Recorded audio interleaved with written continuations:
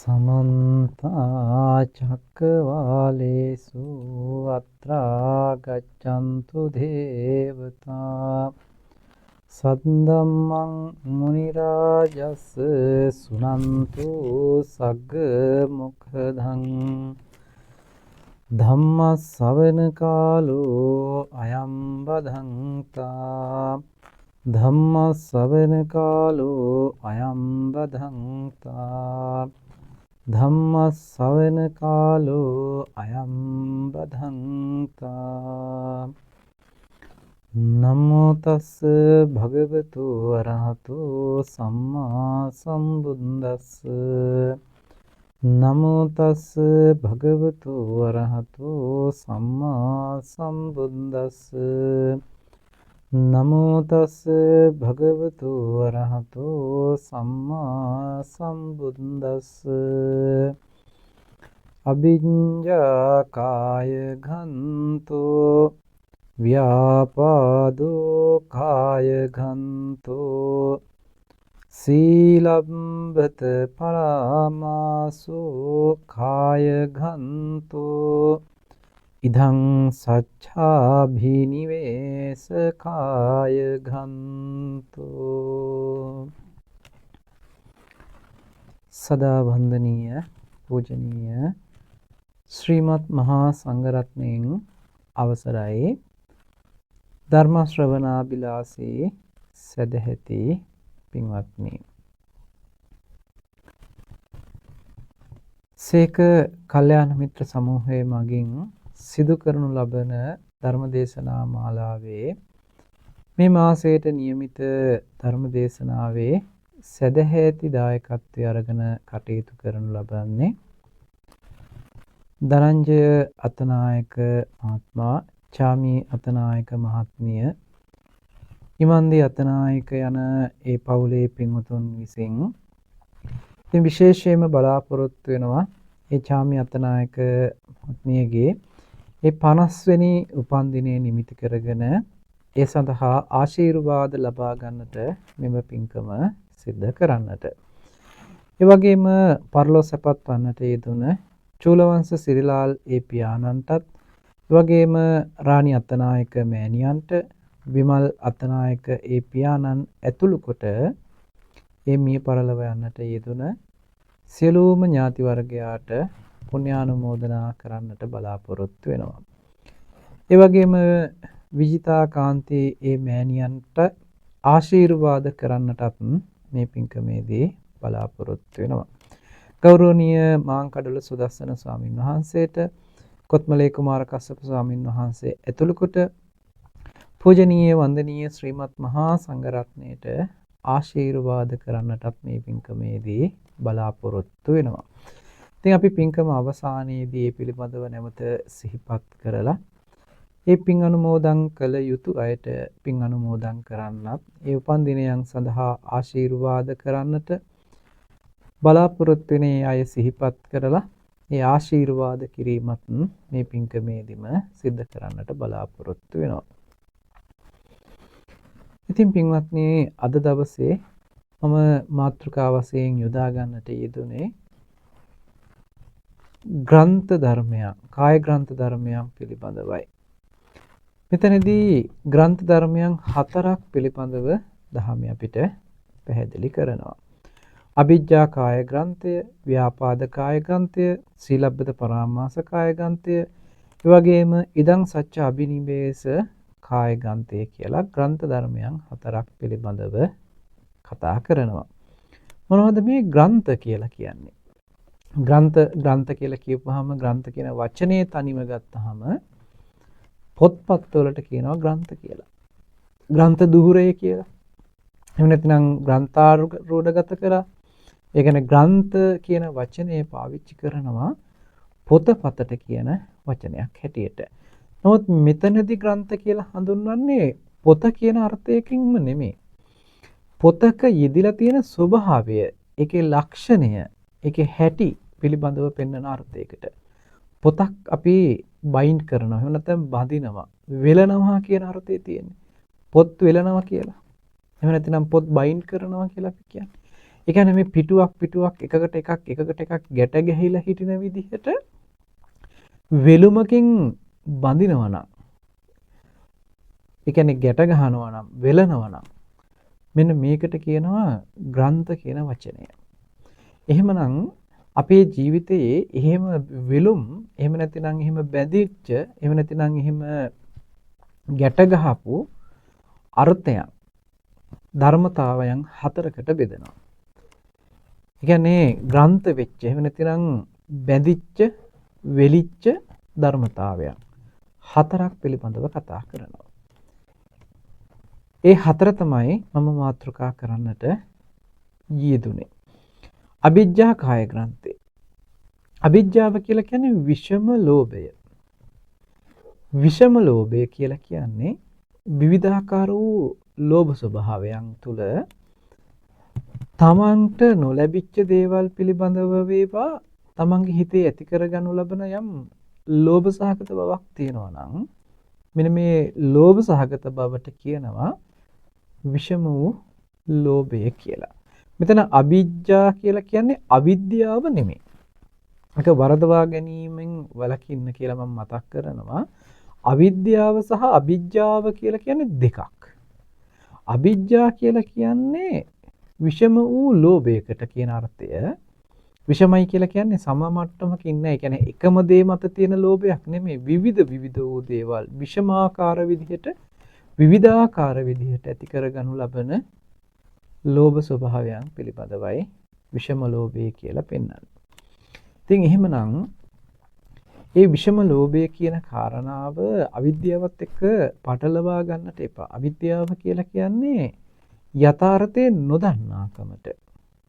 යථාර්ථයේ නොදන්නාකම හේතුවක් විෂම ලෝභයට. නමුත් විෂම ලෝභය කියලා කියන්නේ යථාර්ථයේ නොදන්නාකමට නෙමෙයි. ඒකයි මේක දෙකක් හැටියට වෙනමම පැහැදිලි කර ගැනීම කළ යුතු වෙන්නේ.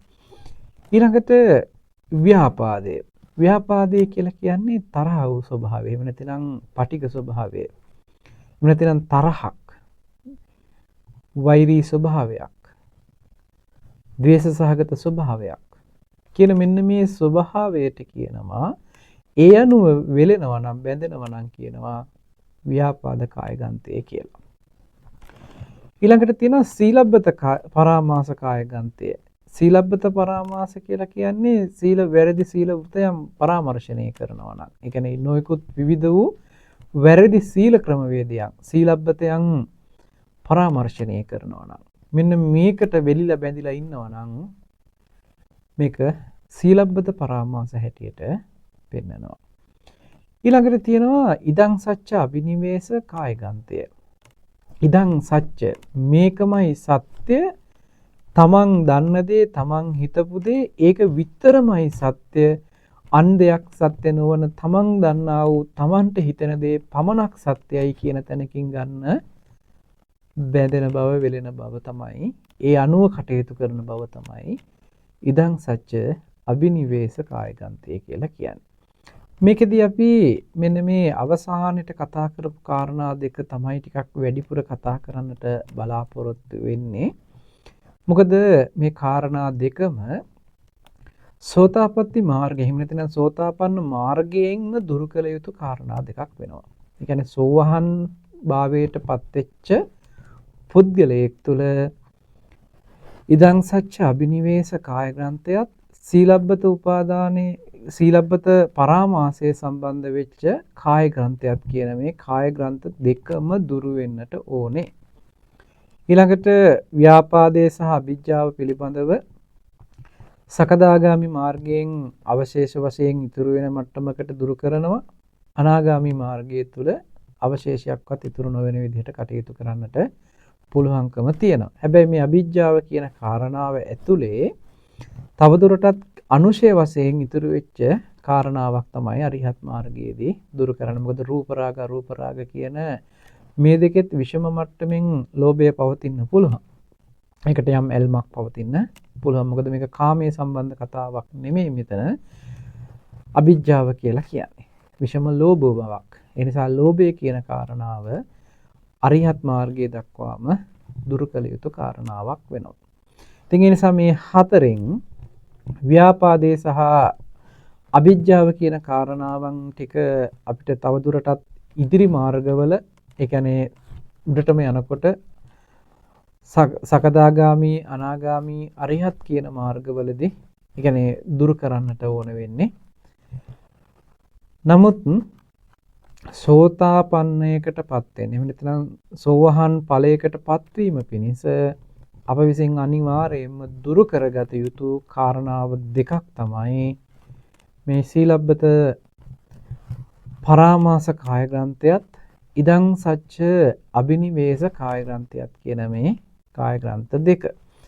මේ දෙකම මූලික කරගෙන තියෙන්නේ දිට්ඨිය මුල් කරගෙන තියෙන කාරණා දෙකක්. වැරදි දැකීම මුල් කරගෙන මේක වැරදි දැකීම කාය ග්‍රන්ථයක් විදිහට පෙන්වන්නේ නැත්තේ මොකද මේ වැරදි දැකීම කියන එක වෙලිලා පවතින්නේ නැහැ. වැරදි දැකීම කියන කාරණාව මුල් කරගෙන ඉදං සත්‍ය අබිනිවේෂ කියන තැනකින් හෝ වේවා සීලබ්බතව පරාමාසය කියන තැනකින් හෝ වේවා තමයි වෙලෙන්නේ. වෙලීම සිද්ධ වෙන්නේ. පැදීම සිද්ධ වෙන්නේ. ග්‍රන්ථ ධර්මයක් බවට පත් වෙන්නේ.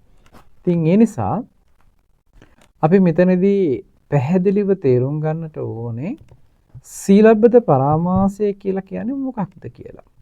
වැරදි සීල වෘතයන් පරාමර්ශනය කරනවා නම් මෙන්න මේකට තමයි සීලබ්බත පරාමාසය කියලා කියන්නේ.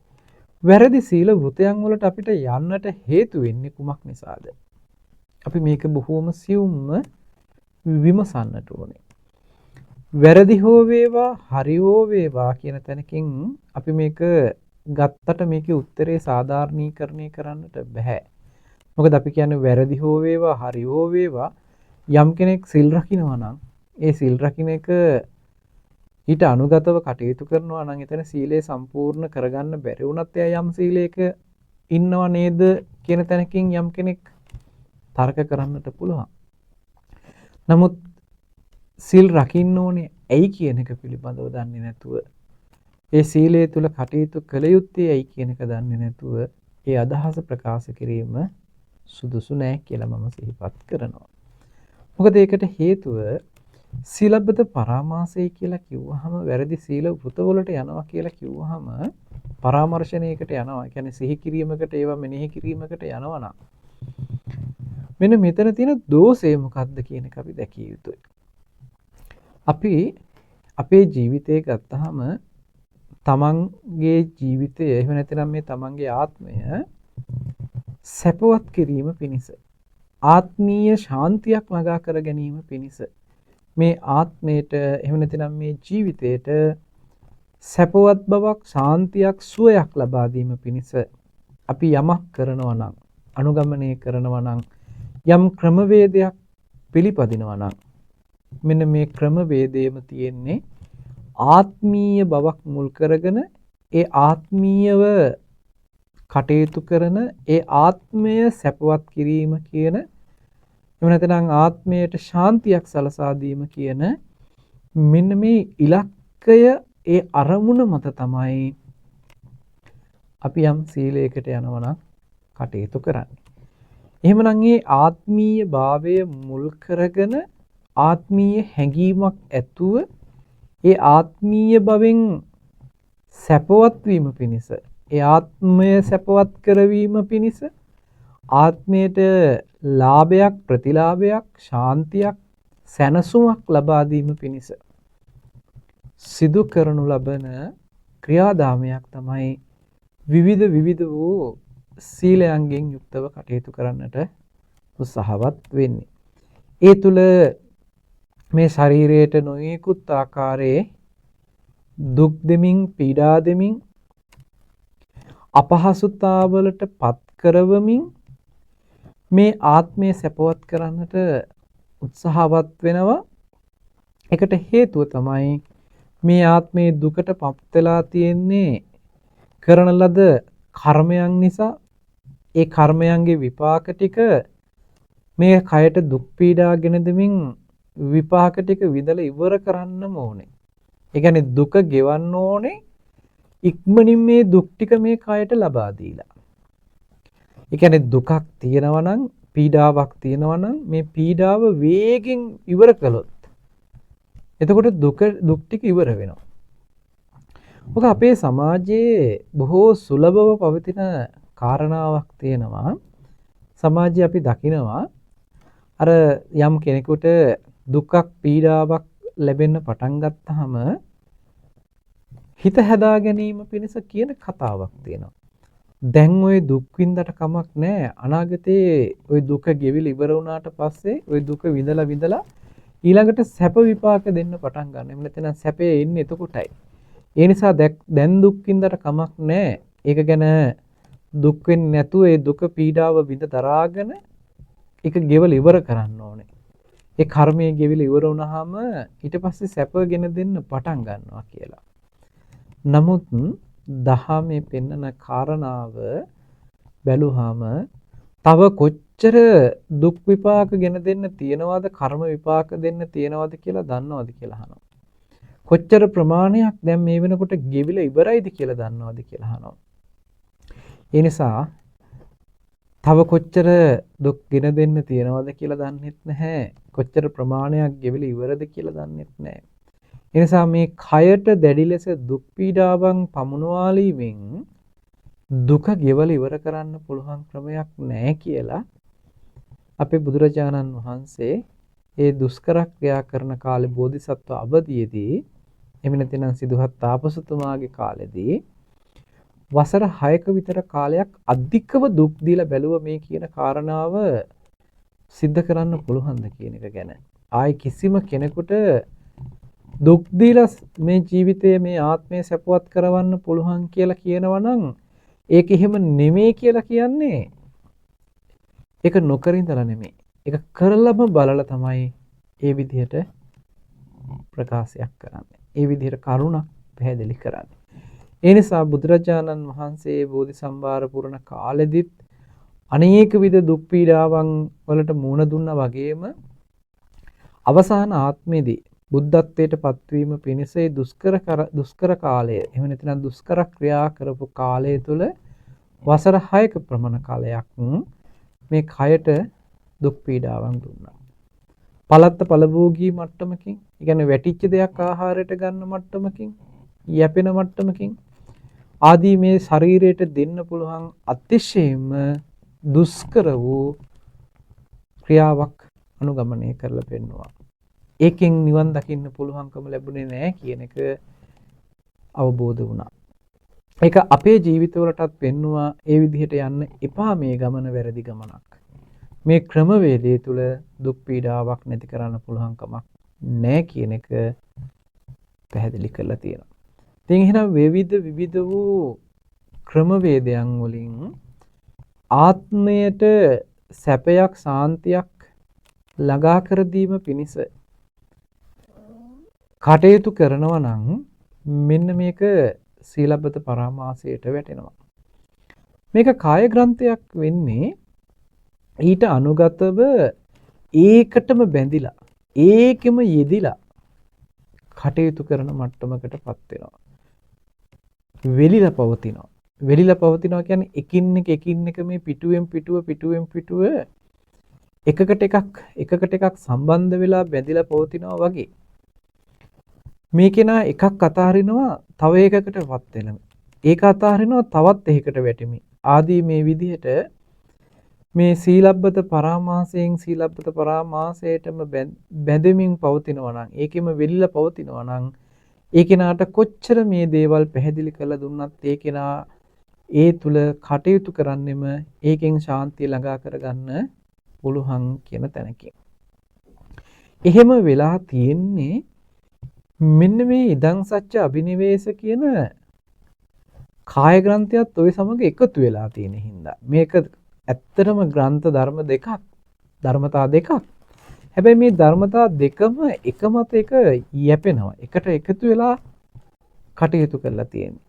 ඉදං සච්ච අබිනිවේෂ. ඉදං සච්ච අබිනිවේෂ කියලා කියන්නේ මේක තමයි ඇත්ත. ඉදං සච්ච තමන් හිතපු දේ, තමන් කල්පනා කරපු දේ, තමන්ට දැනුණ දේ තමයි ඇත්ත. අනිත් සියල්ල බොරුයි කියන තැනකින් ඉදං සච්ච අබිනිවේසයි කියන තැනක ඒකටම බැසගෙන තියෙනවා. මේකම තමයි ඇත්ත, වෙන සත්‍යයක් ලෝකේ නෑ, මේක තමයි එකම සත්‍ය කියලා තමන් හිතපු දේ ඇත්තයි කියලා අරගෙන අන්න ඒක මතම වෙලිලා පවතිනවා නම් මේකට කියනවා ඉදං සච්ච අබිනිවේස කාය ග්‍රන්ථය කියලා. අද වර්තමානයේ ගත්තහම උනත් බුදුරජාණන් වහන්සේ වැඩ ඉන්න කාලේදී ගත්තහම උනත් බොහෝ පිරිසක් තමන් දරන මතය අදහස වෙනස් කරන්න කැමති උනේ නැහැ. නිකම්ම වෙනස් කරන්න කියන එක නෙමෙයි. සාධාරණව හේතු සම්පත් ඇතිව නුවණැතිව විමසලා බලලා කටයුතු කරන්න පුළුවන් හැකියාවක් තිබිය යුතුයි. නමුත් එහෙම විමසන බවක්, එහෙම නුවණැතිව කටයුතු කරන බවක් දකින්නට ලැබෙන්නේ නැහැ. බොහොම අඩුයි එහෙම කරන අය. බොහෝ පිරිසකගේ තියෙන්නේ තමන් යම් කොටසක් දන්නවනම්, යම් දැනුමක් තියෙනවනම් ඒ දැනුම තමයි ඇත්තටම යථාර්ථය, ඇත්තටම ඇත්ත ඒකයි. අනිත් සියලු දේ දන්නා වූ දේ වැරදි කියන තැනකින් ඇති වෙනු ලබන කාරණාවක් තමයි කාය ග්‍රන්ථයක් තමයි මේ ඉදං සච්ච අබිනිවේස කාය ග්‍රන්ථය කියලා කියන්නේ. මෙන්න මේකේ තියෙනවා බරපතල අවස්ථාවක්. මොකද්ද මේ බරපතල අවස්ථාව කියලා මම කිව්වේ?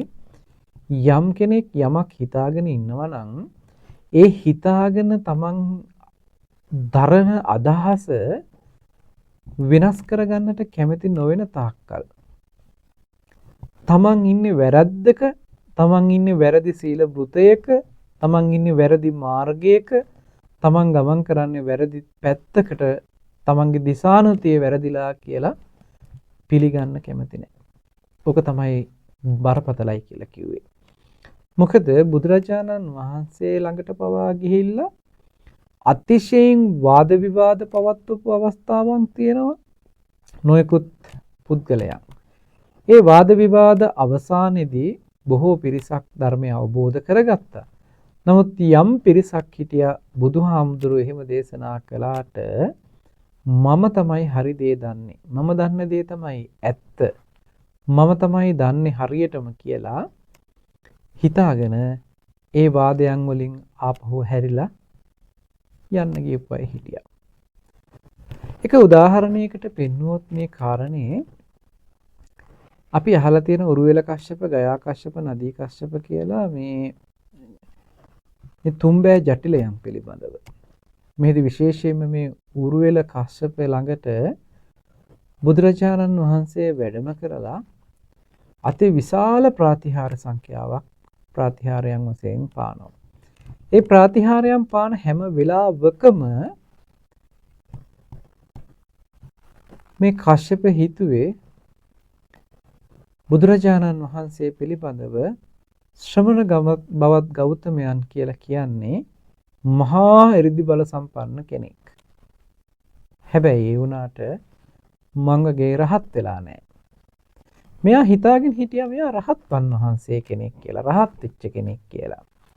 මොකද ඒ වෙනකොට තිබුණා වූ යම් භාවනා ක්‍රම වේදයන් තිබුණා නම් ඒ වගේ පරතරට ගියපු කෙනෙක්, බොහෝ සෙයින් වඩපු කෙනෙක්. ඒ කියන්නේ සමත භාවනාවන් මනා ලෙස ප්‍රගුණ කරපු කෙනෙක් මේ කාශ්‍යප කියලා කියන්නේ, උරුවෙල කාශ්‍යප කියලා කියන්නේ. මේ කාශ්‍යප හිතන හැම වෙලාවකම බුදුරජාණන් වහන්සේ ප්‍රාතිහාරයන් පාන සැරයක් ගානේ හිතනවා බවත් ගෞතමයන් කියලා කියන්නේ මහා ඍදි බල සම්පන්නයි. ඍදි බලයන් අතරින් මහා ඍදි බල සම්පන්න කෙනෙක්. හැබැයි ඒ වුණාට මං වගේ රහත් වෙලා නැහැ. මම තමයි රහත් වෙලා ඉන්නේ. කියලා මෙන්න මේ විදිහේ අදහස හිතේ දරාගෙන හිටපු නිසා බුදුරජාණන් වහන්සේට අති විශාල ප්‍රාතිහාරයන් ප්‍රමාණයක් පාන්නට සිද්ධ වුණා. මෙයාගේ මේ අදහස අතහැර ගැනීම පිණිස. බලන්න කොච්චර බලවත්ද කියලා. තමන්ගේ මේ තමන් දන්න දේ, තමන් හිතන දේ හරි කියලා හිතාගෙන කටයුතු කළාම ඒ තුල තමන්ට තියෙන අවස්ථාවක් තමයි මේ ගිලිහෙන්නේ. තමන්ට තියෙන නිවන් දකින්න තියෙන අවස්ථාව තමයි මේ දුරස් කරගන්නේ. මොකද බුදුරජාණන් වහන්සේ අපිට පෙන්වන්නේ පුබ්බේ අනනුසුතේසු ධම්මේසු. පෙර නොඇසූ විරුදයක්මයි මේ බුදුරජාණන් වහන්සේ නමක් ලෝකයට පහළ වෙලා අප කෙරෙහි අනුකම්පාවෙන් දේශනා කරන්නේ. පෙර නොඇසූ විරුදයක්මයි මේ යථාර්ථය කියලා කියන්නේ. අපි කලිනුත් මේ යථාර්ථය දැකලා අවබෝධ කරගෙන තිබුණා නම් ආපහු මේ මිනිස්සෙක් විදිහට මේ ලෝකෙට එන්නේ නැහැ. සසරේ අපි මේ හැබෑම යථාර්ථය අපි අවබෝධ කරගෙන තිබුණා නම් කර්ම රැස් වෙන්නේ නැහැ. නැවත සසර ගමනකට යන්නේ නැහැ. නැවත මේ විදිහේ සංසාරික ජීවිතයක් අපිට ලැබෙන්නේ නැහැ. හැබැයි අපි මේ ජීවිතයේ මේ ගත කරන ජීවිතයෙන් අපිට සාක්ෂියක් දීලා තියෙනවා. ඒකට අපිට තහවුරු කරලා තියෙනවා සසර පුරාවට අපි මේ ධර්මය අවබෝධ කරගෙන ප්‍රත්‍යක්ෂ කරගෙන නැහැ කියන එක. චතුරාර්ය සත්‍ය ධර්මයේ අවබෝධයෙන් ප්‍රත්‍යක්ෂයෙන් අපේ ජීවිතයේ යථාර්ථය අවබෝධ කරගෙන නැහැ කියන කාරණයට දෙන සාක්ෂියක් තමයි අපි තාම මේ සසරේ ජීවත් වෙනවා කියන එක. මේ සාංශාරික ගමනක අපි යෙදෙනවා කියන කාරණේ. එහෙමනම් තමන් දන්න ටික තමන්ට තේරෙන ටික තමයි මේ ලෝකේ තියෙන එකම සත්‍යතාවයේ එකම හරි දේ මේකමයි කියලා ගත්තොත් අපිට හරි දේ දකින්නට තියෙන ඉඩ නේද අපි මේ වහගෙන තියෙන්නේ. ලෝකයේ යථාර්ථවාදීව ඉදිරිපත් කරපු ධර්මයක් පවතිනකොට ඒ ධර්මයේ පැත්තකින් තබලා තමන් දන්න දේ තමන්ට හම්බ වෙච්ච දේ තමයි හරි කියලා හිතාගෙන ඒ කෙරෙහි බැඳිලා වෙලිලා කටයුතු කරනවා නම් ඒක මැත්තේම කටයුතු කරනවා නම් අපි මේ අහුරගෙන තියෙන්නේ අපිට නිවැරදි යථාර්ථය අහන්න ලැබෙන අවබෝධ කරගන්න ලැබෙන අවස්ථාවක් අපි මේ ගිලිහිගෙන තියෙන්නේ. ඒ නිසා අද වර්තමානයේ ගත්තාම කෙනා ධර්මයේ තුලින් යම් පුංචි කරුණු තමන්ගේ ජීවිතයට එකතු කරගෙන ඒකම තමයි ඇත්තටම ඇත්ත. අනිත් සියලු දේ වැරදි. අනිත් සියලු දේට වඩා තමන් දන්න දේ තමයි හරි එකම දේ කියලා ගන්න අවස්ථාව තමයි අපිට සුලභව දකින්නට ලැබෙන්නේ. හැබැයි පින්වත්නි මේක තුල විශාල ගැටලුවක් තියෙනවා. මොකද මම අර කිව්වා වගේම අපිට යථාර්ථය අවබෝධ කරගන්නට තියෙන අවස්ථාව මග මේ හරහා ඇහිරිලා යන්න පුළුවන්, වැහිලා යන්න පුළුවන්. එහෙම නැතිනම් ඒකෙන් දුරස් වෙන්න පුළුවන්කම තියෙනවා.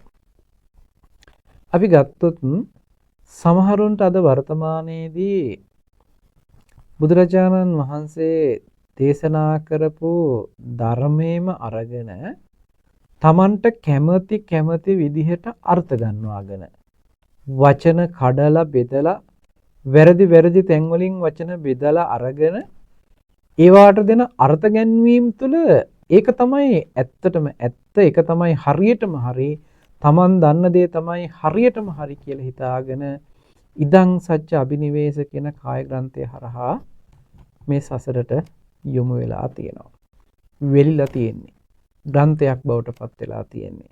ඒකෙන් එළියට ඒ ගන්න විදිහක් නැතුව, මිදී ගන්න විදිහක් නැතුව ඒ තුලම ගිලිලා පවතිනවා. ඒ තුලම වෙලිලා පවතිනවා. ඒ තුලම රැඳිලා පවතිනවා. ඉතින් මෙන්න මේ කාරණාව අරගත්තොත් සෝවහන් වීම පිණිස මේක දුරු වෙන්නටම ඕනේ. මොකද ditthi සම්පන්න භාවයට, කියන්නේ සම්මා දිට්ඨියකටපත් වෙන්න නම් සියලු වැරදි දැක්මවල වලින් මිදෙන්න නම් තමන්ට පුළුවන්කම තියෙන්න ඕනේ තමන් ඉන්න මතය, තමන් දරන අදහස ඒ තුලට බැසගෙන ඉන්න බවින් මිදෙන්න පුළුවන්කම තියෙන්න ඕනේ. මොකද මේ ලෝකේ බුදුරජාණන් වහන්සේ නමක් පහළ වෙලා අපට දේශනා කරන කාරණාව පුබ්බේ අනනුසුතේසු ධම්මේසු නම් පෙර නොඇසූ විරෝධයක්ම නම් මේ කියන්නේ. අපේ ජීවිතේ අපිට කවදාකවත් මේ යථාර්ථය කියන කාරණාව හම්බ වෙලා නැහැ. හම්බ වෙලා තිබුණා නම් අපි මේ විදිහට සසරට බැඳෙන කෙනෙක් බවට පත් වෙන්නේ නැහැ. සසර බැඳී පවතින්නේ නැහැ. සසරට යන්නට හේතු වෙන කාරණාවන් අපි තුලින් සිද්ධ වෙන්නේ නැහැ. ඒ නිසා යථාර්ථය මොකක්ද කියන එක හොයන්න නම් ඒ හොයන විදිහත් බුදුරජාණන් වහන්සේ අපිට දේශනා කරනවා.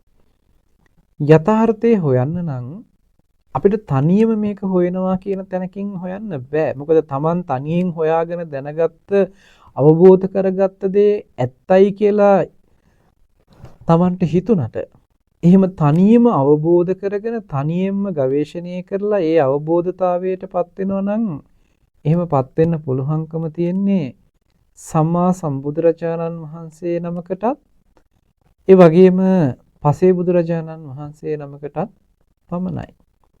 අනිත් සියලුම දෙනා ශ්‍රුතවත් ආර්ය ශ්‍රාවකයෝ බවට පත් විය යුතුයි. ඒ කියන්නේ ආර්ය ධර්මයක් අහන්න අහලා ඒ ආර්ය ධර්මයේ තමන්ගේ ජීවිතයට එකතු කරගෙන බලලා තමන් ඒ තුල මෙහෙවීමකින් කටයුතු කළොත් පමණයි මේ කියන තැනින් මිදෙන්නට පුළුවන්කම තියෙන්නේ. එහෙමනම් යම් කෙනෙක් සෝවහන් වීම අපේක්ෂා කරනවා නම් සෝවහන් වීම පිණිස උත්සාහවත් වෙනවා නම් ඒ කෙනා තුල මෙන්න මේ ඉදං සත්‍ය අබිනිවේෂ කියන මේ කාය ග්‍රන්ථය දුරු වීම සිද්ධ විය යුතුයමයි. ඒ සඳහා අවශ්‍ය කරන කටයුත්ත සිද්ධ කරන්නට වෙනවා. එහෙමනම් දුරුමතයන් තමන්ගේ හිතින් දුරලීම පිණිස කටයුතු කරන්නට වෙනවා. ඒ සඳහා බොහෝ ඇසූ පිරූතෙන් ඇති කෙනෙක් බවට පත්විය යුතුයි. මේකෙදි මම හරි ලස්සන උපමාවක් කියන්නම්. බුදුරජාණන් වහන්සේ අර කෑල ගහේ උපමාව අරගෙන කිංසුකෝපම සූත්‍රයේදී පැහැදිලි කරනවා මේ කෑල ගහේ ස්වභාවය පිළිබඳව. පුද්ගලයෝ 4 දෙනෙක් මේ කෑල ගහ දකින්නේ ආකාර 4කට. එක්කෙනෙක් කෑල ගහ හොයාගෙන යනවා. කෑල ගහ දැකලා නැහැ කවදාක්වත්. මේ කෙනා කෑල ගහ දකින වෙලාව වෙනකොට අලුතෙන්ම කපපු හේනක මේ ලී දඬු ටික ඔක්කොම කපලා ගොඩ කරලා දවාලලා පුච්චලා අලු කළා තියෙන්නේ. ඒ අතර මේ කෑල ගහේ කොටෙත් කපලා පිච්චිලා තමයි තියෙන්නේ. හැබැයි සම්පූර්ණයෙන්ම මැරිලා නැහැ. පිච්චිලා තියෙනවා. දලු ඒ කියන්නේ දලු ඇවිල්ලා නැහැ. නිකන් කොටයක් විදිහට තියෙන්නේ. දැලි ගෑවිලා අලු ගෑවිලා මේක ටිකක් කළු පැහැයෙන් යුක්ත විදිහේ කොටයක් තමයි තියෙන්නේ. කෑල ගහක් කියලා මෙයාට පෙන්වන්නේ මෙන්න මේ කළු ගෑවිච්ච දැලි ගෑවිච්ච කොටේ තමයි කෑල ගහ කියලා කියන්නේ. එයා හිතන් ඉන්නෝ ඒක තමයි කෑල ගහ කියලා. එයා එනවා. ඊළඟ කෙනා කෑල ගහ දකිනකොට කෑල ගහ දලු දාලා බොහොම පුංචි පැලයක් තියෙන කියන්නේ සාමාන්‍ය පැලයක් විදිහට මේක ලස්සනට දලු දාලා රතු පාටට දලු දාලා තියෙනවා. මෙයා දකින්නේ මේ අවධියේදී මේ කෑල ගහ. මෙයා කෑල ගහ කියලා ගන්න සංඥාව මෙන්න මේ අවධියේදී දකින සංඥාවයි. ඊට පස්සේ තුන්වෙනි කෙනෙක් මේ කෑල ගහ දකිනවා අතුපතුර විහිදිලා හුත්තට මහ විශාල රූස්ස ගහක් විදිහට මේ කෑල ගහ වර්ධනය වෙලා තියෙන වෙලාව. එයා කෑල ගහ කියලා දකින්නේ අවස්ථාව. 4 වෙන්න දකිනවා මේ කෑල ගහ අති විශාල රූස්ස ගහක් බවට පත් වෙලා මේ කෑල ගහේ අතුවග ලස්සනට මල් ටික පිපිලා තියෙන රතු පාටට මල් පිපිලා තියෙනවා. ඒ වගේම බිමටත් මල් වැටිලා තියෙනවා. හරියට නිකන් මස් කුට්ටි තියෙනවා වගේ. ඒ කියන්නේ මස් තැන් වල වැටිලා තියෙන තරමට වගේ රතු පාටට මේ මල් ටික වැටිලා තියෙනවා බිම. ගහෙත් මල් තියෙනවා, බිමත් මල් තියෙනවා. ගහත් අති විශාල ගහක් විදිහට හම්බ වෙනවා. මේ විදිහට තමයි 4 වෙන්න දකින්නේ. මේ 4 දෙනාම එකට මුණ ගැහිච්ච වෙලාවක කෑල ගහ පිළිබඳව මේ 4 දෙනාගේම අදහස් ඉදිරිපත් කරනකොට මේ 4 දෙනාගේම අදහස් ඉදිරිපත් කරනකොට එක්කෙනෙක් කියනවා කෑල ගහ කියන්නේ කොටයක් කියලා. කළු වෙච්ච, අලු ගෑවිච්ච, දැලි ගෑවිච්ච කොටයක් කියලා. තව කෙනෙක් කියනවා නෑ කෑල ගහ කියලා කියන්නේ බොහෝම ලස්සනට වැවිච්ච බොහොම පොඩි ප්‍රමාණයේ කියන්නේ මධ්‍යම ප්‍රමාණයේ වගේ තියෙන හරි හුරු බුහුටි ගහක් කියලා. මොකද ඒකේ දලුත් රතු පාටයි ලස්සනට දලු දාලා තියෙන මේ ගහක් කියලා. තුන්වෙනි කෙනා කියනවා නෑ කෑල ගහ කියලා කියන්නේ මහ විශාල රූස්ස ගහක්. අති විශාල අතුපතර විහිදිලා ගිය මහ විශාල රූස්ස ගහක් කෑල ගහ කියන්නේ කියලා. හතර වෙන්න කියලා නෑ කෑල ගහ කියලා කියන්නේ අති විශාල රූස්ස ගහක් වගේ මේකේ රතු පාටට මල් පිපිලා බිමට මල් වැටිලා හරියට නිකන් මස් කුට්ටි එල්ලලා තියෙනවා වගේ මස් කුට්ටි බිම වැටිලා තියෙනවා වගේ මේ කෑල ගහ කියන්නේ කියලා. දැන් බලන්න මේ කෑල ගහ පිළිබඳව කෙනා දැකපු විදිය මේ ආකාර හතරක් පිළිබඳව පෙන්නනවා. දැන් මේ ආකාර හතරෙම හරිද වැරදිද? මේ හතර දෙනාම දැක්කේ එකම කෑල ගහ අවදි හතරකදී. එහෙනම් මේ හතර දෙනාම දැකපු උත්තර හතරම හරි. හැබැයි මේ හතර දෙනාගෙන් එක්කෙනෙක් හිතුවොත් නෑ මම දැකපු එක තමයි හරි අනිත් තුන් දෙනාම දැකපු එක වැරදි කියලා ගත්තොත් අනිත් අය කතා කරපු කෑල ගහේ අවදි ටික මෙයා පිළිගන්නේ නැතිකමයි තියෙන්නේ. ඒ කෙනෙක් කවුරු හරි මේ හතර දෙනාගෙන් එක්කෙනෙක් හිතනවා නම් මම තමයි කෑල ගහ දැක්කේ අනිත් අය දැක්කලා තියෙන්නේ කෑල ගහ නෙමෙයි වෙන එකක් දැකලා තියෙන්නේ. එහෙනම් මම දැකපු එක විතරමයි ඇත්ත. දැන් ඇත්තටම කෑල ගහ තමයි දකින්නේ. හැබැයි ඇත්තටම කෑල ගහ දැක්කා වුණත් මෙයා හිතනවා අනිත් සියල්ල වැරදි මම දැකපු එක විතරමයි හරි කියන තැනකින් ගත්තත් මෙයා ඉන්නේ හරි තැන නෙමෙයි. මොකද මේ දහමෙත් කවුරු හරි කෙනෙක් වෙනත් පරයයකින් ධර්මයේ තේරිලා කතා කරනවා. මොකද පරයයන් රාශියක් මේ ධර්මයේ න්‍යායන් රාශියක් තියෙනවා. ඒ ඕනෑම න්‍යායක කතා කරන කාරණාවේ අවසාන උත්තරේ එකක් වෙන්න ඕනේ. අර සටහන් කරපු හතර දෙනා කොටයක් වගේ කිව්වා, සාමාන්‍ය ගහක් වගේ කිව්වා, රූස්ස ගහක් වගේ කිව්වා, මල් පිපිලා බිම වැටිලා තියෙන අති විශාල රූස්ස ගහකින් යුක්ත ගහක් කියලා මේ කෑල ගහ පිළිබඳව ප්‍රකාශ හතරක් ඉදිරිපත් කරනවා. මේ ප්‍රකාශ හතරම එකම එක කෑල ගහ ගැන කියපු ප්‍රකාශ හතරක් තියෙනවා. එහෙනම් මේ හතරෙම අවසාන උත්තරේ එකක්. මොකද්ද? කෑල ගහ ගැනයි කියලා තියෙන්නේ. එහෙනම් අපි බලන්න ඕනේ මේ ලක්ෂණ ටිකෙන් කතා කළාට මේ කියලා තියෙන්නේ මොකක් ගැනද? එකම කෑල ගහක් පිළිබඳව කතා කරනවා නම් මේ මුළු සමස්තයේ කතා කිරීම එකම බුද්ධ ධර්මයේ තුල පෙන්වන දර්ශනයක් ගැන නම් කතා කරන්නේ. ඒ කියන්නේ එකම උත්තරයකට එනවා නම් අන්න ඒක තමයි නිවැරදි කාරණාව හැටියට පෙන්වලා දෙන්න පුළුවන්කම තියෙන්නේ. එහෙම නැතිනම් කොටසක් කඩාගෙන අපි ඒකෙන් කෑල්ලක් අරගෙන ඒක තමයි හරි කියලා ගත්තත් වරදින්න පුළුවන් අවස්ථා ඕන තරම් තියෙනවා. මොකද ඒ පරයයන් අපි ගත්තා වුණත් ගත්තේ හරි ක්‍රමයටද හරි තැනටද ගත්තේ කියන එක අපි දන්නේ නැහැ. මොකද නිවැරදි උත්තරයට අපි එන්නේ නැත්තම් නිට්ටාවටපත් වෙන්නේ නැත්නම් ඒ කියන්නේ අවසානයේ කෙලවරට එන්නේ බැරි නා.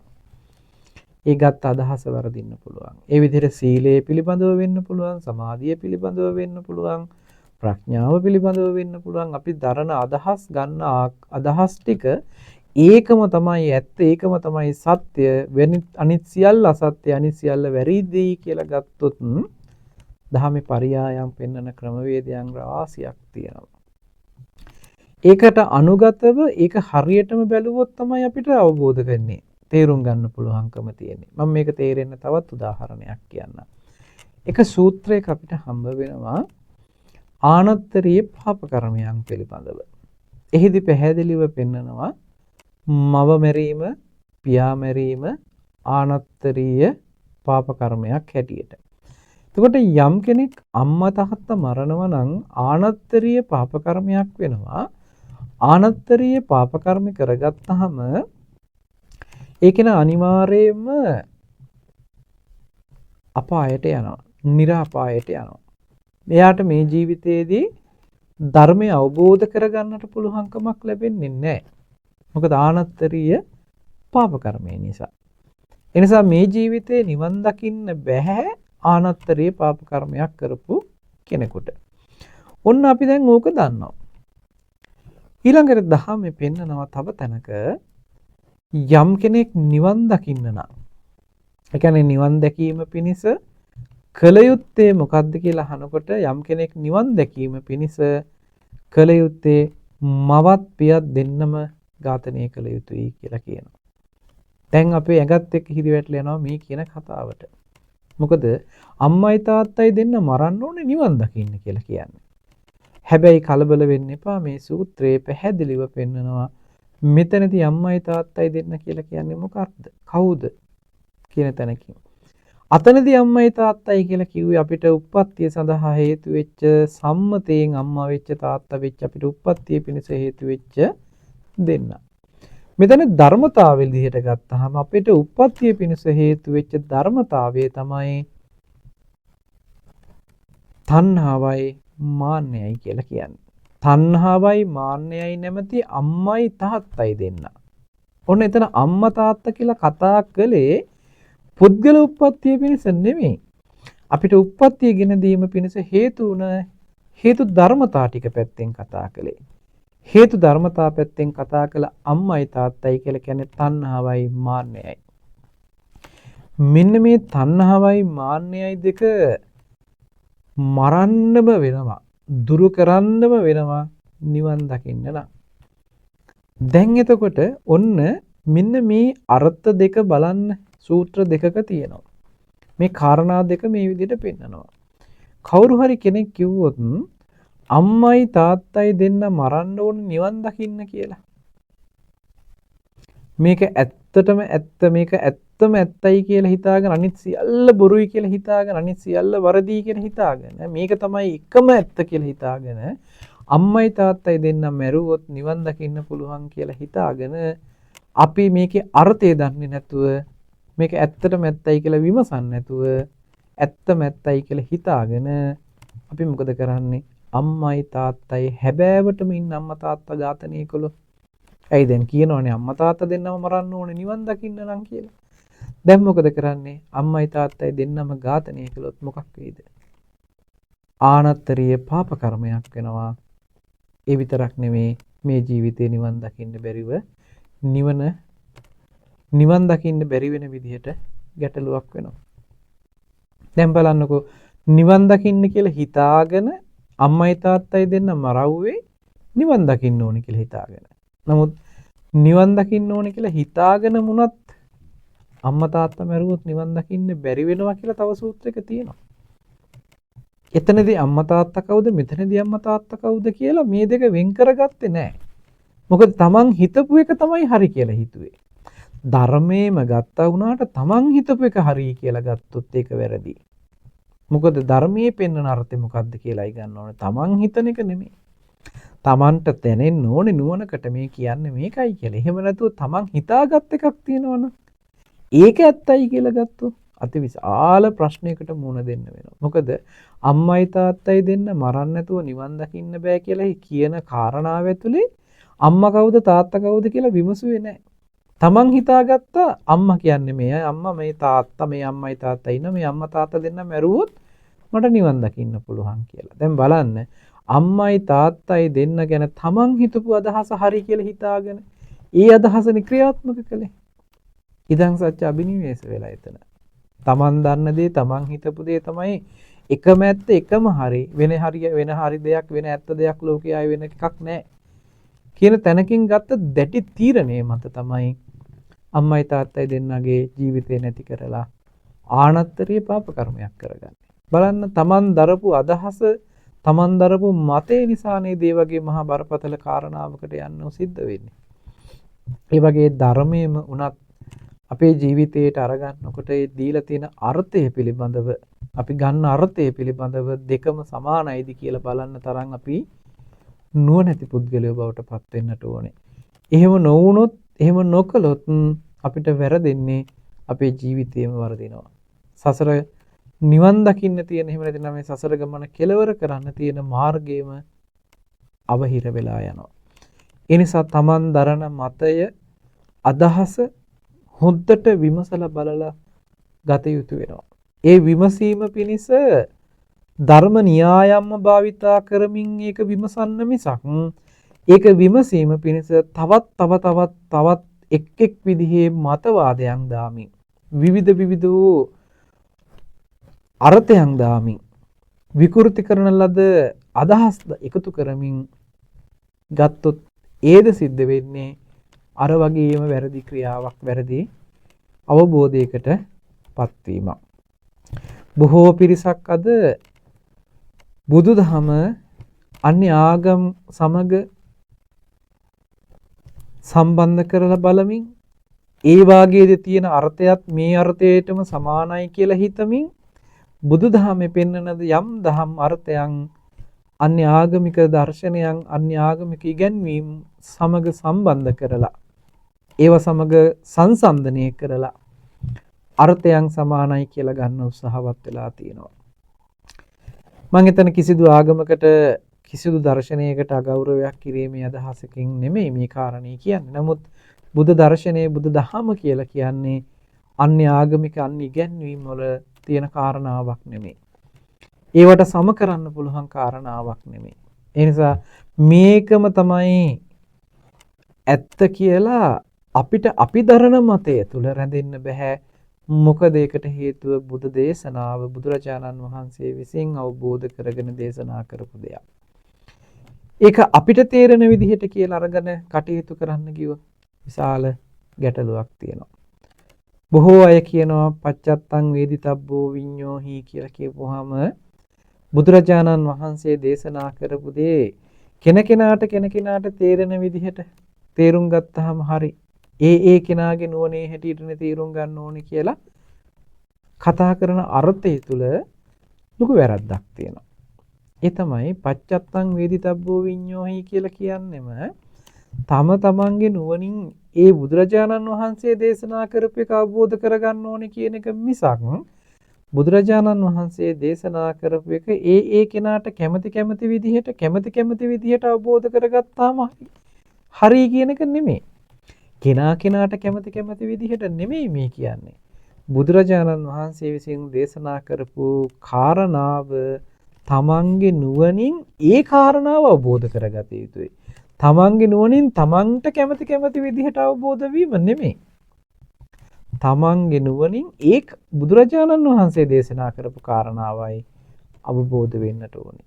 නැතිනම් ගොඩාක් අය තම තමන්ගේ නුවණේ ප්‍රමාණය බල ඒ විදිහට මේ ධර්මයේ විග්‍රහ කරගන්න ගියොත් කෙලෙස් සහිත වෙච්ච විවිධ මතදරන කෙනෙකුට ඒ කෙනාට තේරිච්ච විදිහ බුදුදහම කියලා හිතුවොත් ඒක සම්පූර්ණයෙන්ම ධර්ම විකෘතියක් බවට පත් වෙනවා.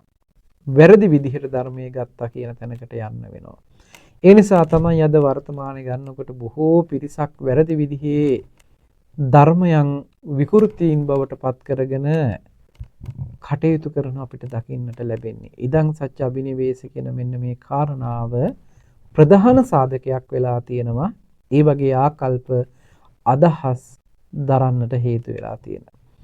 ඒ නිසා බුදුරජාණන් වහන්සේගේ පැහැදිලි කිරීම දේශනා කිරීම වලට අනුගතව කටයුතු කරන්නේ නැතුව ඒ කාරණාවන් තම තමන්ට කැමති විදිහට තම තමන්ට පහසු විදිහට තමන්ගේ නුවණේ වපසරිය හැටියට තේරුම් ගත්තහම ඇති කියලා හිතාගෙන කටයුතු කරන එක බොහෝ භයානක ක්‍රමයක් බවට පත් වෙනවා.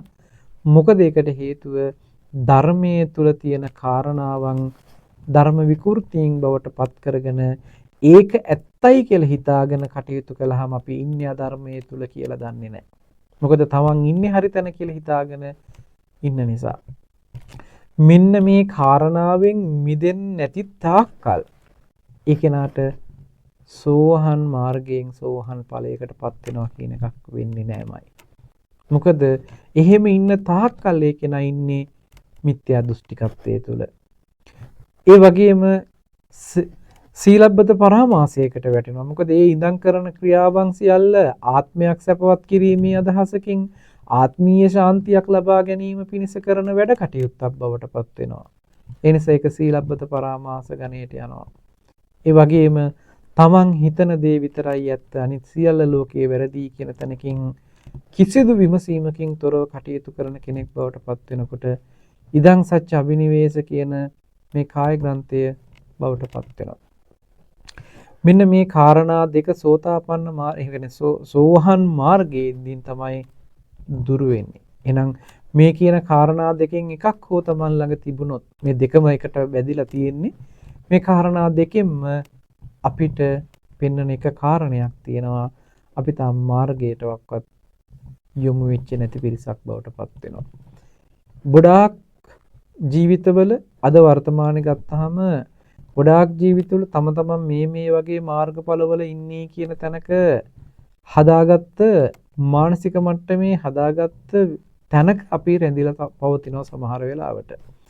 ඒ තැන් වලින් සමහර ආයතන වලින් පවා සහතික පවා නිකුත් කරමින් මාර්ගඵල ලබා දෙන මට්ටමකට දකින්න ලැබෙනවා. නැත්තම් පෙන්නලා අතදික් කරලා මෙයා මේ මට්ටමේ මෙයා මේ මට්ටමේ කියලා ප්‍රසිද්ධියේ මාර්ගඵල ලබා දෙනවා.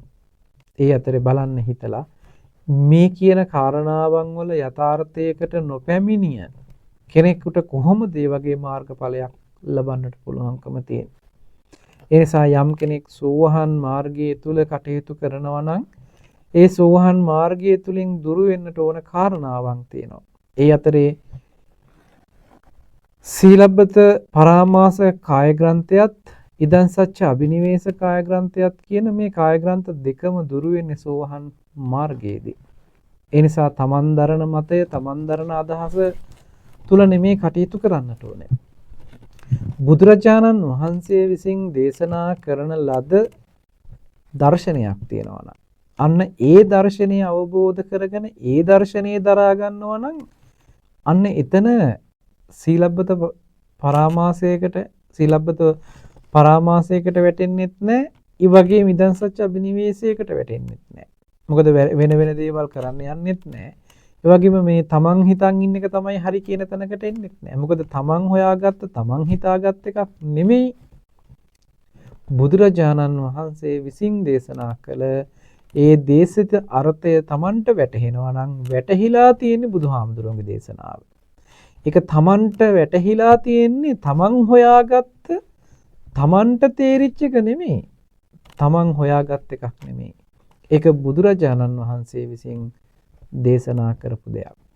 ඒ දේශනා කරපු දේ තමන්ට අවබෝධ වෙනවා නම් ඒ අවබෝධ වෙනකොට ඇත්තටම ඇත්ත වෙලා තියෙන්න ඕනේ බුදුරජාණන් වහන්සේ දේශනා කරපු එක. තමන් තේරුම් ගත් එක තමයි ඇත්ත, අනිත් සියල්ල වැරදි කියන තැනකින් මතයක් මෙයාගේ හිතේ ගොඩ නැගින්නේ නැහැ. මොකද පුද්ගල ආකල්පයකින් පුද්ගල අනුබද්ධව ආත්මීය වශයෙන් තමන් වගේ තමන් අවබෝධ කරගත්ත දේ තමයි ඇත්ත කියන තැනකට මනස රැඳෙන්නේ නැහැ.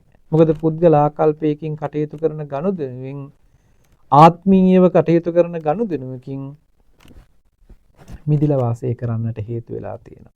ඒ නිසා අපිට ධර්මයේ කියන කාරණේ හම්බ වෙන්නේ බුද්ධ භාෂිතයකින්. බුදුරජාණන් වහන්සේ විසින් දේශනා කරපු ධර්මයේ අපිට තේරුණා කියන තැනකින් අවබෝධ වුණා කියන තැනකින් ගත්තට කමක් නැහැ. තමන් දරන මතේ තමයි ඇත්ත. ඒක තමයි තමන් අවබෝධ කරගත්ත දේ කියන තැනකින් ගත්තොත් ඒ කෙනාට තියෙන වරදින්න තියෙන ඉඩ අතිවිශාලයි.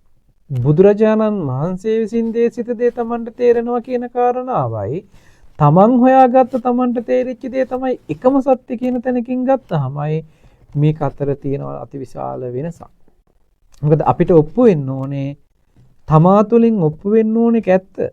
මොකද්ද තමා තුළින් ඔප්පු වෙන්නේ? යථාර්ථය කවුරු දේශනා කරපුද? සම්මා සම්බුදුරජාණන් වහන්සේ නමක් විසින් දේශනා කරන්නට යෙදුන යථාර්ථයයි තමන්ගේ ජීවිතයේ පැත්තෙන් ඔප්පු වෙන්නේ. එතකොට ඔප්පු වෙලා තියෙන තමන් දරන මතය තමන් දරන අදහස හරි කියලා නෙමෙයි. බුදුරජාණන් වහන්සේ නමක් විසින් දේශනා කරන්නට යෙදුනා වූ ධර්මය තමා තුළින් අවබෝධ වෙන එකයි වෙලා තියෙන්නේ. ඒ නිසා ඉදං සච්ච අබිනිවේෂ කියලා කියන්නේ තමා තුළින් අවබෝධ කරගත්ත දේ බුදුරජාණන් වහන්සේ විසින් දේශිතයි කියන තැනකින් නෙමෙයි. තමන්ට තේරුණ දේ තමන් අවබෝධ කරගත්තා, තමන් දරන මතය තමන් අවබෝධ කරගත්ත මතයයි කියන තැනකින් ගත්ත වැරදි වැටහීම, වැරදි කාරණාව තමයි ඉදං සච්ච අබිනිවේෂ කියලා කියන්නේ. ඒ නිසා මෙන්න මේ මතය, මේ අදහසින් මිදෙන්නේ නැති තාක්කල් ඒ කෙනාට සම්මා සම්බුදුරජාණන් වහන්සේ නමක් දේශනා කළ අර්ථය වැටහෙන්නේ නැහැ. ඒ අර්ථය අවබෝධ කරගන්නට පුළුවන්කමක් නැහැ. මොකද අර ඉඩ ඉතුරු කරලා නැති හින්දා. ඒ කියන්නේ තව කෙනෙකුට ඇහුම්කන් දෙන්න උවමනාවක් නැහැ. තව කාරණාවන් විමසන්න ඕනකමක් නැහැ. මොකද ඇයි? තමන්ට තමන් හිතපු දේ හරි. තමන් දරන මතය හරි. තමන්ට තමන් තේරුණ දේ හරි කියන තැනකින් ඉන්න අවස්ථාවක් නිසා මේකට තියෙන ස්වභාවය මම ඔබට පුංචිවට මතක් කරන්නම් මේකේ තියෙන බරපතලකම. බුදුරජාණන් වහන්සේ දේශනා කරනවා හිත දියුණු කරගත්ත භාවනා යෝගී කෙනෙක් මේ ශාසනයෙන් බැහැර මේ ශාසනය තුල කෙනෙක් ගැන නෙමෙයි මේ කියන්නේ. මේ ශාසනයෙන් බැහැර හිත දියුණු කරගත්ත භාවනා කරලා සමතේ වඩපු කෙනෙක් ඉන්නවා නම් මේ කෙනාට අපි හිතමුකෝ පෙර භවයේ සිහි කරන්න පුළුවන් කියලා. කලින් කොහෙද හිටියේ කියන එක සිහිපත් කරන්න පුළුවන් කියලා. මෙහෙම සිහිපත් කරන කෙනාට මේ ඇත්තටම මෙයාට ධානය තිබිලා මේ කියන්නේ. ධානය නැති ධානය හොරුන් පිළිබඳව නෙමෙයි. ධානය තිබුණම කෙනෙක් හැබෑවටම මේ අතීතයේ සිහි කරගන්න බලන්න පුළුවන් කෙනෙක්. ඒ කියන්නේ පුබ්බේ නිවානුස්සතිය උපදවා ගත්ත කෙනෙක්. මේ කෙනා පෙර විසූ කඳ බලනවා. පෙර විසූ කඳ බලනකොට මෙයාට බලන්න පුළුවන් සීමාවක් තියෙනවා. එක ආත්මයක් එහා පැත්තට බැලුවා කියලා හිතන්නකෝ. ඒ කියන්නේ එක ජීවිතයක් එහා පැත්තට බැලුවා කියලා බලන්නකෝ. හිතන්නකෝ. එහෙම බලනකොට මෙයාට පෙර ජීවිතේ හිටියේ අරූපාවචර බ්‍රහ්ම ලෝකයක කියලා හිතන්න. අරූපාවචර බ්‍රහ්ම ලෝකේ අපි හිතමුකෝ ඉහළම අරූපාවචර බ්‍රහ්ම ලෝකේ ආයු කාලය පෙන්නනවා කල්ප 84000ක් කියලා. මෙයාට උප්පරිමේ බලන්න පුළුවන් කියලා හිතමු කල්පයයි බලන්න පුළුවන්. ගොඩක් දුර බලන්න බෑ. අතිශයින් දීර්ඝ කාල බලන්න බෑ. හිත දියුණු කළා. සමහර වෙලාවට අපි හිතමුකෝ කල්පයක් බලන්න පුළුවන් කියන තැනකින් හිතන්නකෝ. කල්පයක් බලනකොටත් මෙයාට ඒකේ කෙලවරක් පේන්නේ නැහැ. කල්ප 10ක් බැලුවත් කල්ප 100ක් බැලුවත් මෙයාට ඒකේ කෙලවරක් පේන්නේ නැහැ. මොකද කල්ප 84000ක් ආයු කාලේ.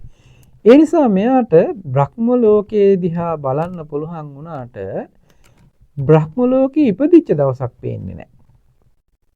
ඉපදුන දවසක් බ්‍රහ්ම ලෝකේ මෙයාට පේන්නේ නැහැ. මොකද කල්ප 84000ක් අතීතයට බලන්න බැරි නිසා. මෙයා හැබෑවටම දැක්ක හැබැයි බ්‍රහ්ම ලෝකේ. තමන් කලින් භවයේ කලින් ජීවිතයේ බ්‍රහ්ම ලෝකේ තියෙන්නේ. අරූපාවචර බ්‍රහ්ම ලෝකේ. අපි හිතමුකෝ කල්ප 100ක් වෙනකම්ම මේ කෙනා බැලුවා කියලා. හැබැයි දැන් මෙයාට කෙලවරක් හොයාගන්න බැරි වුණා. මෙයාට දැන් මදහසක් මතයක් ගොඩ නැගෙනවා මගේ මේ කලින් ජීවිතේ තමයි මම මේ ලෝකෙට ආපු දවස. ඒ කියන්නේ හටගත්ත දවසක් පේන්නේ නැති නිසා මේක මවල තමයි මාව තියෙන්නේ. බ්‍රහ්ම ලෝකයේ තුල මාව මවල තමයි බ්‍රහ්මයා විසින් මවල තියෙන්නේ. ඒසයි මට එයින් එහා අතීතයක් පේන්නේ නැති. ඊට කලින් කවුරු වෙලා හිටියද කියලා බලන්න පුළුවන්කමක් නැත්තේ. මොකද බ්‍රහ්මයා තමයි මැව්වේ. එතනින් තමයි මගේ ජීවිතේ පටන් ගත්තේ. මගේ ආත්මේ පටන් ගත්තේ. දැන් මේ ජීවිතේට ඇවිල්ලා තියෙනවා මගේ මේ දෙවෙනි ජීවිතයේ හැටියට.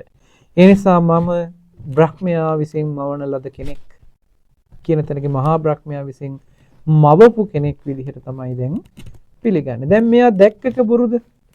මෙයා දැක්ක එක ඇත්ත මෙයාගේ මට්ටමේ හැටියට. මොකද මෙයා දකින්න පුළුවන් සීමාව ඇතුලේ දැක්කේ ඊට කලින් ජීවිත දැක්කේ නෑ. එකම දැකපු ජීවිතය මේ බ්‍රහ්ම ලෝක ජීවිතය විතරයි. බ්‍රහ්ම ලෝක ජීවිතයෙන් ආයු කාලය ඉවර වෙලා එතනින් චුත වෙලා තමයි මිනිස්සෙක් වෙලා දැන් මේ ඉපදිලා ඉන්නේ. ඒ නිසා මම මවලා තියෙන්නේ මහා බ්‍රහ්මයා විසින්. අන්න මහා බ්‍රහ්මයා විසින් මවලා තියෙන ආත්මයක් තියෙන්නේ කියන හැඟීම මෙයාට ආවේ. මෙයා හැබෑවටම උපදවාගත්ත ධානයේට දැකපු සංසිද්ධියෙන්මයි. එතකොට තමන් දැක්ක දේ ඇත්තමයි නේද කියලා මෙයා පිළිගන්නව නේද? ඇයි? පිළිගන්නත් හේතුයි මෙයාට. මොකද තමන් ඇත්තට මෙහෙම එකක් දැක්ක හින්දා. හැබැයි දැකපු එක සත්‍යයි කියලා ගත් එක තමයි මෙයාට වෙච්ච වැරද්ද. ඉදං සත්‍ය අබිනිවේෂ. මේ මම දැකපු එක තමයි ඇත්ත කියලා ඒකටම බැසගත්තාම තමයි තියෙන දෝෂෙ තියෙන්නේ. හැබැයි භාග්‍යතුන් වහන්සේ නමක් ලෝකෙ පහළ වෙලා භාග්‍යතුන් වහන්සේට දකින්න පුළුවන් සීමාව මෙච්චරයි මෙපමණයි කියලා කියන්න බෑ. අසීමාන්විතව ඒ කියන්නේ සීමා විරහිතව දකින්න පුළුවන්.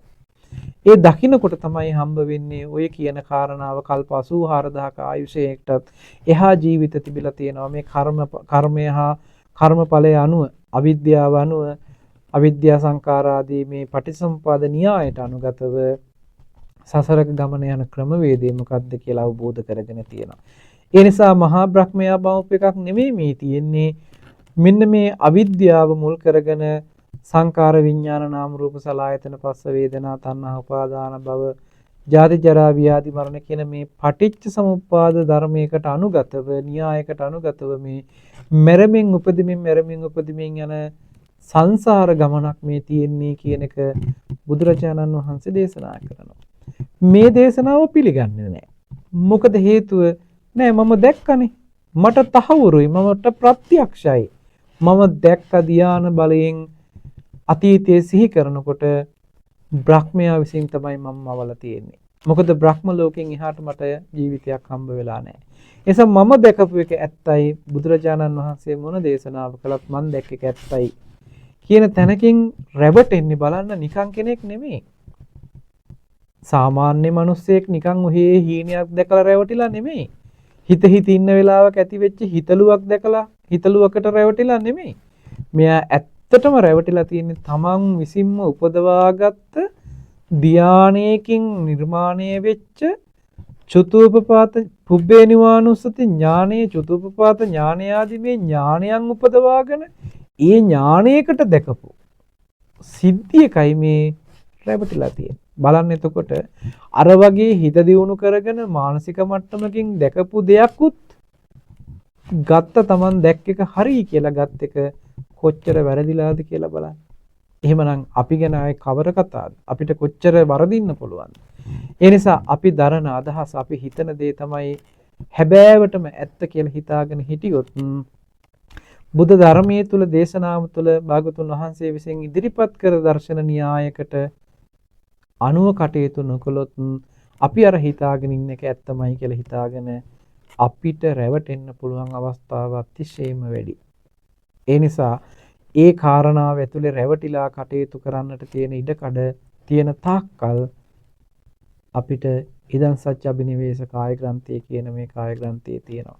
යම් කෙනෙක් සූවහන් වෙන්නට කටයුතු කරන කෙනෙක් නම් ඒ කෙනාට පුළුවන්කම තියෙන්න ඕනේ විවිධ න්‍යායන් ඔස්සේ ධර්මයේ පිළිබඳව විමසලා නුවණැතුව ධර්මයේ බුදුරජාණන් වහන්සේ දේශිත දේ අපේ නුවණින් අවබෝධ කර ගැනීමක් පමණක් මිස ඒ දේ අපේ ජීවිතයට දැනුමක් බවට පත් කරගෙන Taman දැනගත්ත දේ තමයි ඇත්තටම ඇත්ත කියලා හිතාගෙන Tamanට හිතුණු දේවල් තුල කටයුතු කරනවා නම් අනුගතව ඉන්නවා නම් ඉදන් සත්‍ය අභිනිවේෂ කියන කාය ග්‍රන්ථයටපත් වෙනවා. ඒ වගේම තමයි ඊට අනුගතව ආත්මීය භාවයේ සැපවත් කරවීම පිණිස යම් ක්‍රියාපටිපාටියක් අනුගමනය කරනවා නම් ඒ අනුගමනය කරන ක්‍රියාවලිය පිළිබඳව තියෙන්නෙම ආත්මයේ සැපවත් කිරීමට ශාන්තියක් ගෙන දීම පිණිස කරන වැඩපිළිවෙලක් නම් ඒක සීලබ්බත පරාමාස ගණී වැටෙන කාරණාවක් බවටම පත් වෙනවා.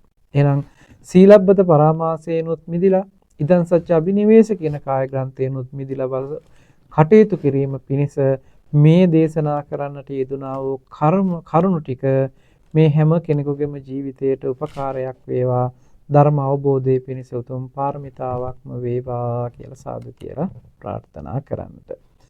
ඉතින් අද දවසේදී අප විසින් සිද්ධ කරගන්නට යෙදුන අති උදාර පුණ්‍ය ශක්තිය කුසල ශක්තිය පළමුවෙන් සියලුම දෙවියන්ට අපි අනුමෝදන් කරමු. අනුමෝදන් වේවා දෙවියන්ගේ දිවිසුරු සම්පත් වර්ධනය කරගෙන දෙවියන්ද ප්‍රාර්ථනා කරන බෝධියකින් උතුම් වූ නිවනේ සැනසීම පිණිස මේ පුණ්‍ය ශක්තියත් උපනිශ්‍රේ වේවා කියලා සාදු කියලා පින් අනුමෝදන් කරන්නට. ඒ වගේම සිද්ධ කරගන්නට යෙදුන අති උදාර පුණ්‍ය ශක්තිය කුසල ශක්තිය අපවත් වී වදාළ අතිගෞරවනීය නායක මාහිම්පාණන් වහන්සේලා ඇතුළු කොට අපවත් වන්නට යෙදුනා වූ සියලුම සංඝ පීත්‍රුන් වහන්සේලාටත් ඒ වගේම අද දායකත්වයේ අරගෙන කටයුතු කරන ධනංජය අතනායක මහත්මයා ඒ වගේම චාමි අතනායක මහත්මියගේ ඒ වගේම මේ පවුලේ පින්වතුන් නමින් මිය පරලව යන්නට යෙදුන චූලවංශ සිරිලාල් ඒ පියාණන්ටත් රාණී අතනායක මෑණියන්ටත් විමල් අතනායක ඒ පියාණන් ඇතුළු කොට ඒ දෙපාර්ශවවලම මිය පරලව ගියා වූ සියලුම ඥාති වර්ගයාටත් මේ පින් අනුමෝදන් කරමු. අනුමෝදන් වේවා කියලා සාදු කියලා පින් අනුමෝදන් කරන්නට. තුනුරුවන්ගේ අනන්ත ගුණ බලයෙන් දෙවියන්ගේ දේව රැකවරණයෙන් සිද්ධ කරගන්න තියෙන පුණ්‍ය ශක්තියේ කුසල ශක්තියේ බලයෙන් විශේෂයෙන්ම අපට අර්ථයෙන් ධර්මයෙන් නිරන්තරයෙන් ආවාද අනුශාසනා කරමින් අප ධම්මග යොමු කරවන අප ධර්මාචාර්යයන් වහන්සේ නම කියන්නට අවසරයි මාං කඩොළු සුදස්සන ස්වාමින් වහන්සේ ඒ වගේම ලබනෝරු කන්දාරණ්‍ය සේනාසනයේ සේනාසනාධිපති කොත්මලේ කුමාර කස්සප පඬිත හාමුදුරන් වහන්සේත් එවැගේම ධම්හදේ සේනාසනයේ වැඩ වාසය කරනු ලබන සුදස්සි ස්වාමින් වහන්සේ ඇතුළු කොට සියලුම සංඝ පීත්‍රයන් වහන්සේලා අපි මේ වෙලාවේ සිහිපත් කරමින් උන්වහන්සේලාට කාය චිත්ත පීඩාවකින් තොර නිදුක් නිරෝගී භාවය දීර්ඝාය සම්පන්නිය ලැබෙන්නටත් මේ කරන ශාසනික සේවයන් තවදුරටත් ඉෂ්ට සිද්ධ කරන්නට ශක්තිය ධෛර්යය ලැබෙන්න කියලා අපි විශේෂයෙන් ආශිර්වාද කරනවා. ඒ වගේම අද මේ දේශනාවේ දායකත්වය අරගෙන කටයුතු කරන ධනංජය අත්තනායක මහත්මයා, ඒ වගේම චාමි අත්තනායක මහත්මිය විශේෂයෙන් මේ 50 වෙනි උපන්දිනයේ සිහිපත් කළ ආශිර්වාද කරගන්නට බලාපොරොත්තු වෙනවා. ඒ වගේම ඉමන්දී අත්තනායකයේ ඒ දියණියටත් ඒ වගේම විශේෂයෙන්ම ආශිර්වාද කරන්නට බලාපොරොත්තු වෙනවා. ඒ විජිතා කාන්ති ඒ මෑණියන්ටත් ආශිර්වාද කරන්නට මේ වෙලාවේ අවස්ථාවක් කරගන්නවා. ඒ වගේම මේ මාසයේම උපන්දිනයේ යෙදিলা තිබෙනවා සීක කල්යාණ මිත්‍ර සමූහයේ මේ හැම දිනාටම ධර්ම ශ්‍රවණය කරන්නට අවස්ථාව සලසලා දෙන ඒ මහි මහත්මයාගේ උපන්දිනයේ යෙදিলা තිබෙනවා. ඉතින් එතුමාටත් අපි විශේෂයෙන් උපන්දිනයට ආශිර්වාද කරනවා. පොදුවේ ඔබ අප හැම දිනකටම කාය චිත්ත පීඩාවකින් තොර නිදුක් නිරෝගී භාවය දිගාසිරි සම්පන්නිය ලබන්නට කරන සත්දහස් සත්ක්‍රියාවන් ਸਰව ප්‍රකාරයෙන්ම සාර්ථක කරගෙන ධර්මානුකූල ජීවිතයේ උතුම් වූ නිවනේ සැනසෙන්නටත් මේ සිදු කරගත් පුණ්‍ය ධර්මය උතුම් පාරමිතාවක්ම වේවා කියලා සාදු කියලා ප්‍රාර්ථනා කරන්නට. ආකාසට්ටා ච බුම්මට්ටා දේවා නාග මහිද්దికා පුඤ්ඤන්තං අනුමෝදිත්වා චිරං රක්칸තු බුද්ධ ශාසනං. ආකාසට්ටා ච බුම්මට්ටා දේවා නාග මහිද්దికා පුඤ්ඤන්තං අනුමෝදිත්වා චිරං රක්칸තු බුද්ධ දේශනං.